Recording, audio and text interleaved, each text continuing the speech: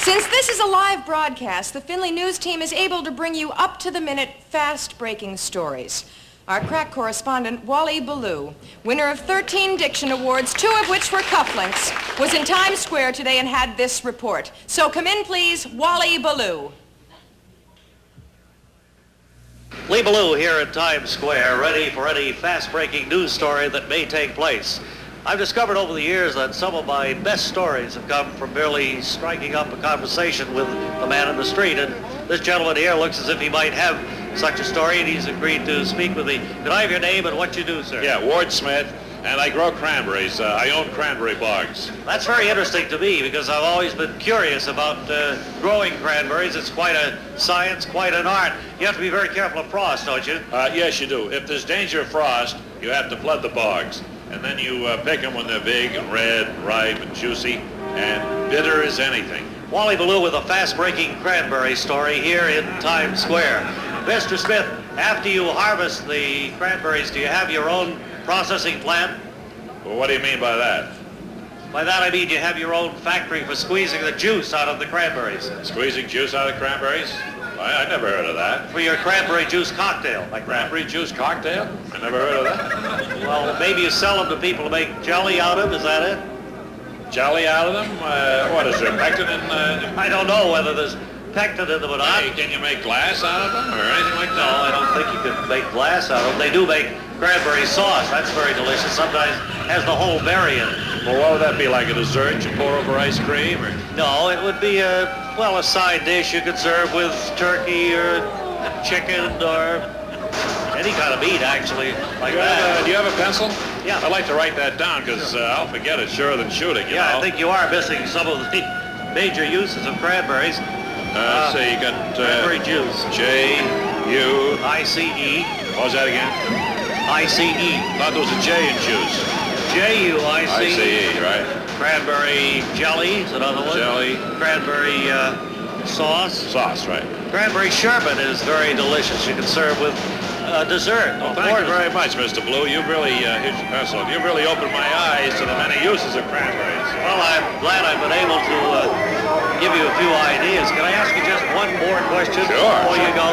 All of the years that you've been growing these things, Mr. Smith, what have you been doing with them? Well, I've been selling them in a basket like strawberries, you know, for cranberry shortcake. You know, they don't sell that way. I shouldn't imagine. They really don't. Thank you anyway. That then is the cranberry story from Times Square. This is Wally Ballou. Back to the studio.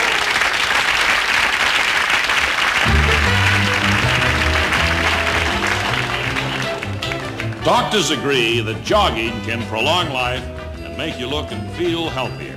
Well, now you can jog anytime you want, in any weather, even while watching TV, with the amazing new TV Jogger. Simply put the patented TV Jogger jogging pads on your stocking feet. 3 licensed podiatrists agree that the TV Jogger is better for your feet than expensive jogging shoes. And the TV Jogger is the only inexpensive jogging apparatus to come equipped with its own egg timer, so you can keep track of exactly how long you've been jogging. When the sand runs out, you've jogged for 3 minutes. Simply turn the egg timer over and start again. Then keep a mental note or write down how many times you've turned the egg timer over and multiply that number times 3. So, why spend hundreds of dollars for an exercise apparatus when you can get the TV Jogger for the price of 2 16-inch squares of cardboard and an egg timer, plus another $12. Send $12.95 to TV Jogger, Cardiovascular, California.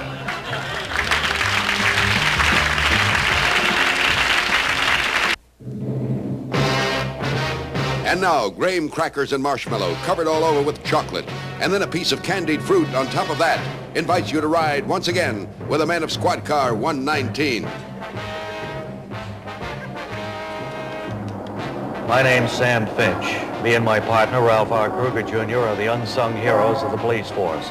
We ride a prowl car at night. Sometimes there's plenty of moonlight, other times none at all. Either way, we keep on the lookout for trouble. The other evening, we just gotten back into the squad car after getting out of it when my partner Ralph R. Kruger Jr. turned to me and said, Say, Sam, you do a lot of hunting. Did you ever happen to shoot an orange duck? "Not that I recall, Ralph R. Kruger Jr. I don't believe I've ever seen an orange duck." Me either, Sam. That's why I wanted to get the view of an expert like you. See, me and Irma are invited to some friends for dinner tomorrow night, and the woman told Irma she's going to feed us orange duck. Seems funny she'd say a thing like that. Even if the duck was orange to begin with, she'd take the feathers off before she cooked it. Well, I couldn't figure it either, Sam.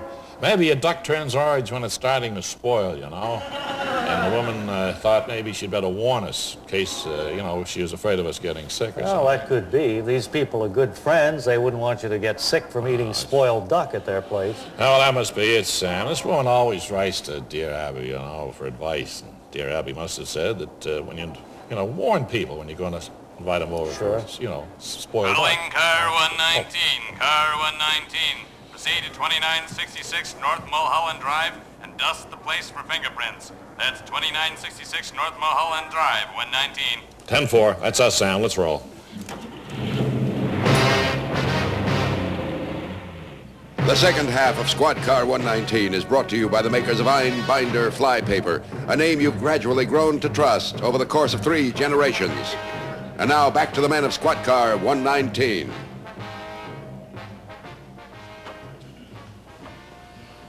Hey, this place is a lot homier now that they're taking the body out, you know?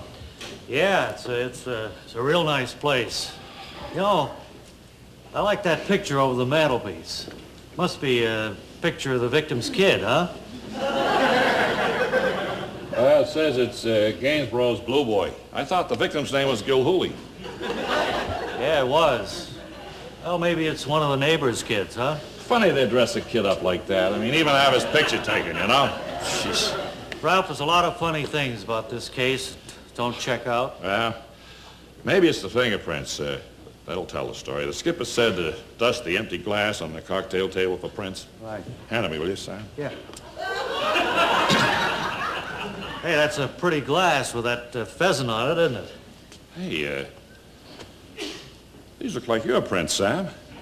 See the curlicue up here and that swirl down here?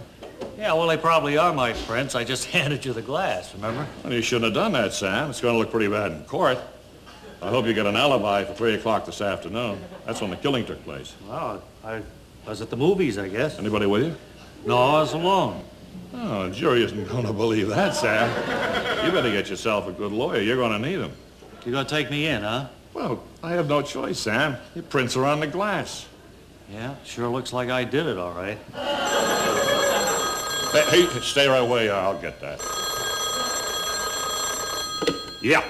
This is the skipper. You fellas can lock up and come back to the station. The killing has been solved by the men of Squad Car 227. The fugitive has been booked and brought to trial, and now the results of that trial.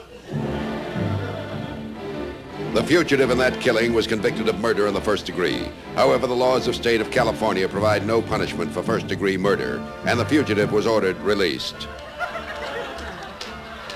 And so, another criminal is brought to justice by the unsung heroes of the police force, the men who ride the squad cars at night, the men of Squad Car 119.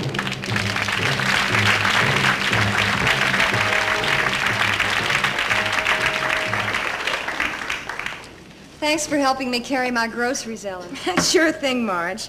Hey, I see you're serving anchovies to your family. Yeah. I wish there was some other way to serve anchovies besides all rolled up in a ball right out of the can. You mean you don't ever serve your anchovies flat? Flat? Ellen, if you haven't had anchovies flat, you haven't had anchovies. But how do I get my anchovies to lay down flat? With Flatco's new anchovy ironer. Yes, now anyone can serve anchovies flat with the amazing new Flatco anchovy ironer. If you can iron a shirt, you'll have no trouble ironing an anchovy. No buttons to iron around, no pleats to be aware of, and nothing to starch. First, set the Flatco anchovy ironer for fish. Then, take the anchovy between your thumb and second finger and place it on a flat surface. Put the point of the iron at the base of the anchovy and gently press. prodding the anchovy, rolling it out until it's perfectly flat. There. Now take a common kitchen knife and pry the anchovy off the base of the ironing board. There. Put it on a plate. That's how easy it is. See how easy it is? Tonight I'm serving my family anchovies that are flat. Mind if I borrow your anchovy ironer, Marge? The Flatco anchovy ironer. Just send $28 in check or money order to Pressed Flat, New York.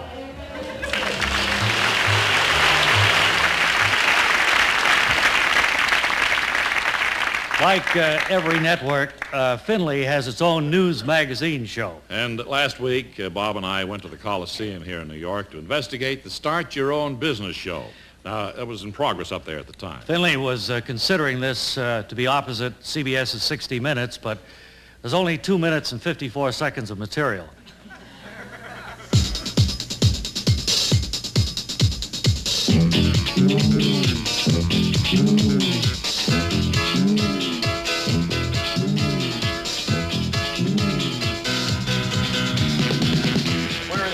Company offering a great opportunity to the right people. And we have two serious people coming here now. My pleasure. Bob Elliott. Bob, my pleasure.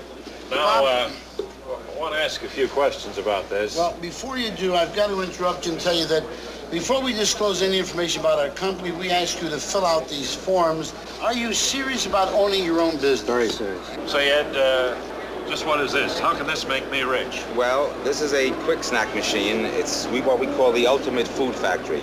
It's a machine that will make any type of food a filled finger food. So this would be one way to become a millionaire quickly? I would say so. And I'll tell you who gave us one of the biggest boosts in lollipops was Mr. Kojak. He's done a sensational job for us without costing us any money, and we're grateful to the man. This is Mr. Lava, the inventor of the machine. Came in from Argentina to develop this so that people can go into the fast food industry with a small investment. How much? Actually, it's $1,500. But the average person who would go into the industry, you'd have to buy a vent system, a fire system, an exhaust hood. It doesn't take a lot of experience to make it. Anyone can do it. What is this disco on wheels here? It's an entertainment center delivered to the home, an office, a catering hall. The fellow buys this. Right, buys the franchise. For how much? It's $12,500. And this is forever for $12,500? For 5 years. For 5 years? He has to renew that $12,500 after 5 years? Does he get the revolving Yes, he gets the ball, the whole works. Right. If I bought this machine, went into business, do I have to buy the batter from you people? You can make any batter you want, but our batter is better. What's in your batter? Actually, we're not going to tell you because that's our secret. Secret formula. Secret formula? Let's see, I bought this for $12,500. Now I go hire a DJ, is that it? We'll give you the DJ. We'll train the DJs for you, or give you a DJ if you don't have one. Oh, I see. And you have to pay for him? Is that extra? Right. Yeah, but if I own it, I can send you out with it. Well, I've spun records in my time. All right, you both have. That's a little advantage I have over the average fellow who buys this. That's right. Here's items that look exactly like the original. Here's the cucumber, which has a realistic appearance, and the moisture's still on there. The tomato has the moisture still on there. The salami, you'd swear it had grease on it. It's going to get all over your hands. I can put in cheese and make a blintz. I can put in ricotta cheese and make a manigot. I can make in calzone. But it'll take us 5 to 8 years to saturate the United States. Yeah, that's good. Oh, yeah, right. And this is the way Right. Very good. Well, there you have it. It's delicious. Too hot to try right It now. really is piping hot. Would you like to own and operate your own business? I think so. If I can find $12,500, I might come back. Thank you again, Jeff. Thank you, Ray. We'll look forward to hearing from you.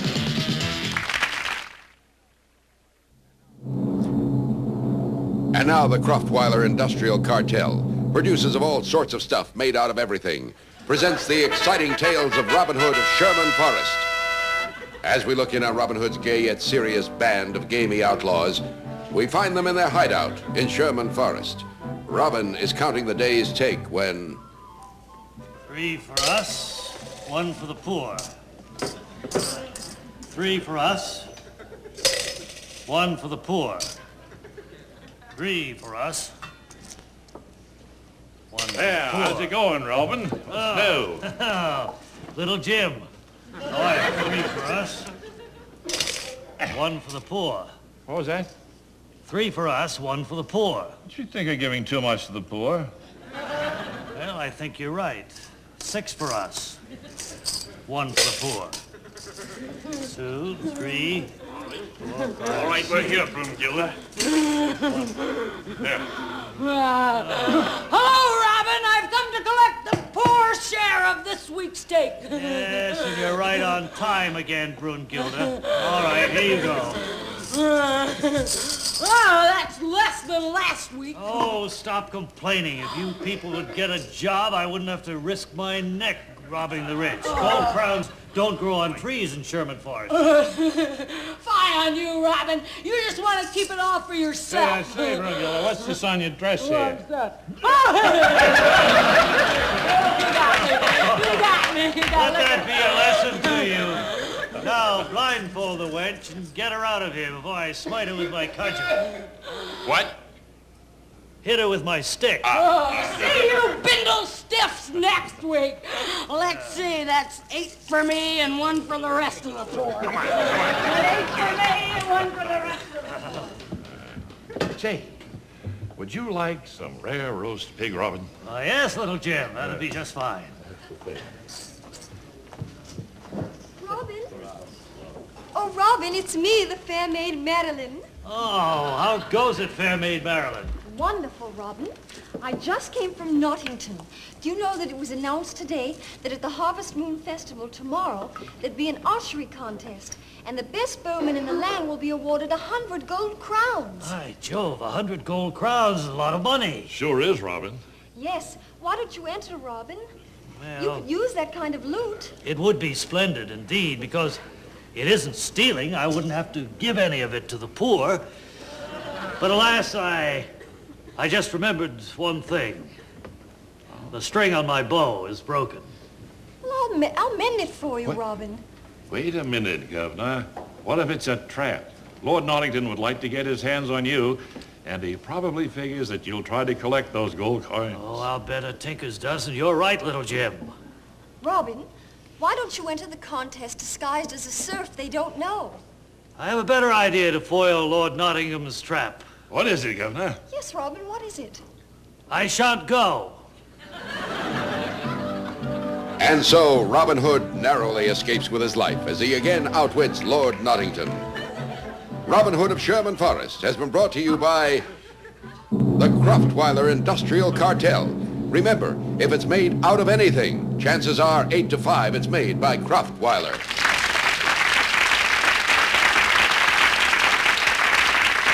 Two of Bob and Ray's guests received unlimited orders of toast during their stay here in New York from the #1 name in toast, the House of Toast. Whether you prefer plain, rye, or raisin, the House of Toast is located in the alley behind the Finley Broadcast Tower next door to Friedolf & Son's Shoelace Wash. When you think toast, think House of Toast.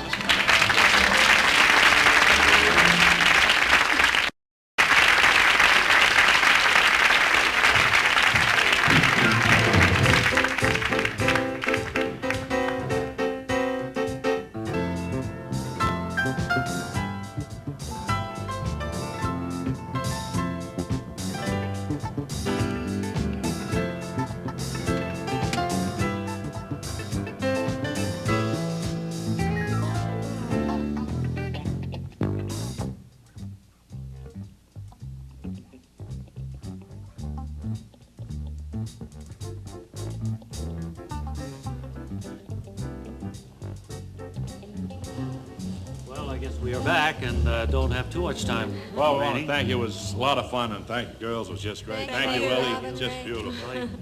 Yes, thanks a lot. Good night. Didn't have a winner, though.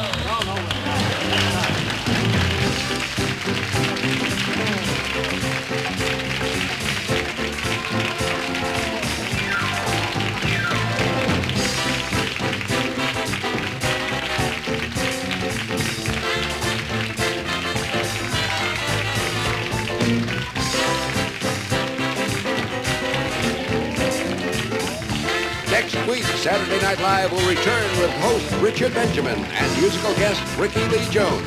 This is Mel Brandt speaking.